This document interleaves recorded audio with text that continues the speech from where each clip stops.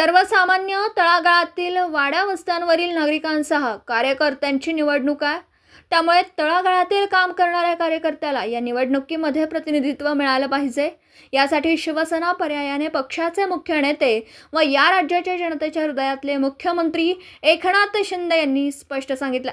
नेत्यांच्या निवडणुका झाल्या, आता आपल्या कार्यकर्त्यांच्या निवडणुकात सर्व नेत्यांनी ताकदीने आपल्या कार्यकर्त्यांच्या पाठीशी उभं राहून महाराष्ट्रामध्ये पुन्हा महायुतीचे व शिवसेनेचे भगवे वादळ उठवण्यासाठी प्रत्येक जिल्ह्याला 2 संपर्क मंत्री देण्याचा निर्णय घेतला।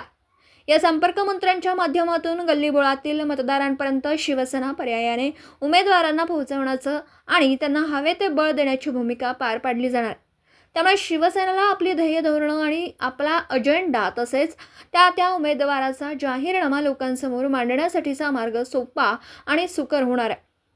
या सर्व पार्श्वभूमीवर सांगली शासकीय विश्रामगृह येथे पदाधिकाऱ्यांच्या बैठकीमध्ये जिल्हाप्रमुख महेंद्र चंडाळे यांनी सर्व पदाधिकाऱ्यांनी ताकदीने कामाला लागण्याच्या, आपापल्या प्रभागांमध्ये पक्षवाढीसाठी व महापालिका क्षेत्रामध्ये आपले जास्तीत जास्त उमेदवार निवडून आणण्यासाठी, स्थानिक प्रभागातील विकास कामांना गती देण्यासाठी शिवसेनेचा महापौर या महानगरपालिकेत झालाच पाहिजे।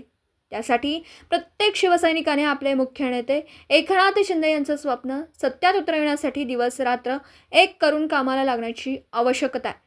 सर्वसामान्य माणसाच्या मेंदूत आणि हृदयात शिवसेना आणि फक्त शिवसेनाच राहिली पाहिजे। यासाठी तळमळीने डोळ्यात तेल घालून काम करण्याची आवश्यकता असल्याचं सांगितलं। दरम्यान शिवसेनेचे मुख्य नेते एकनाथ शिंदे दिवसरात्र तळमळीने महाराष्ट्राच्या जनतेच्या विकासासाठी काम करतात।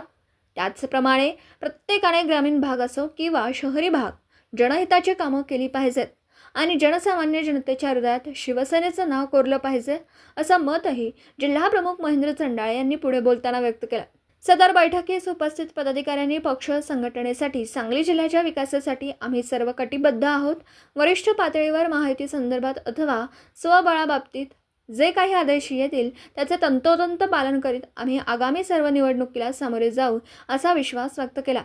यावेळी जिल्हाप्रमुख महेंद्रभाऊ चंडाळे, संपर्क प्रमुख महिला आघाडी सुनीताताई मोरे, महिला जिल्हा संघटिका रुक्मिणीताई आंबेगिरे, बजरंग पाटील, हरिदास लेंगरे, महादेव गाडगीळ, महादेव सातपुते, समीर लालबेग, संदीप ताटे, किरण राजपूत, गजानन मोरे, बापूसाहेब देशमुख, शरद यमगर, सुनील साबळे, समाधान मोहिते, प्रताप पवार, नितीन काळे, सुगंधताई माळी, मनीषा पाटील, पायल पाटील, श्रेयश गाडगीळ, वैभव कुलकर्णी, मतीन काझी, मोहसिन मुल्ला, सारंग पवार, धर्मेंद्र कोळी, स्वप्नील मस्कर, धनंजय पेंढारकर इत्यादी पदाधिकारी व शिवसैनिक कार्यकर्ते मोठ्या संख्येने उपस्थित होते। पत्रकार राजेंद्र शिंदे, झी न्यूज मराठी। आगामी काळामध्ये येऊ घातलेल्या स्थानिक स्वराज्य संस्थांच्या ज्या निवडणुका आहेत त्या पार्श्वभूमीवर आज सांगली जिल्ह्याच्या वतीनं मिरज विधानसभा व सांगली विधानसभा या सर्व पदाधिकाऱ्यांची बैठक सांगली विश्रामगृह या ठिकाणी आयोजित केली होती। त्या बैठकीमध्ये सर्व पदाधिकारी मोठ्या संख्येने उपस्थित होते। त्यावेळी निर्धार करण्यात आला की आगामी काळामध्ये महानगरपालिकेच्या निवडणुकीमध्ये शिवसेना ताकदीने उतरेल व जास्तीत जास्त उमेदवार या ठिकाणी निवडून आणतील। कारण मागच्या वर्धापना दिनानिमित्त सन्माननीय महाराष्ट्राच्या जनतेच्या हृदयातले मुख्यमंत्री माननीय एकनाथजी शिंदे साहेब व पक्षाचे मुख्य नेते यांनी सांगितलं की नेत्यांच्या निवडणुका झाल्या, आता कार्यकर्त्यांच्या निवडणुका आहेत।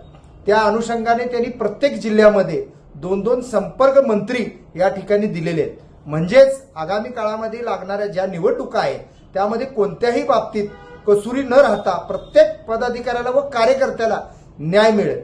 आणि हे सगळं करत असताना जर मित्र पक्षाच्या वतीनं दुजाभाव देण्यात आला तर नक्कीच शिवसेना वैयक्तिक ताकदीवर या ठिकाणी निवडणुकीला सामोरे जाईल।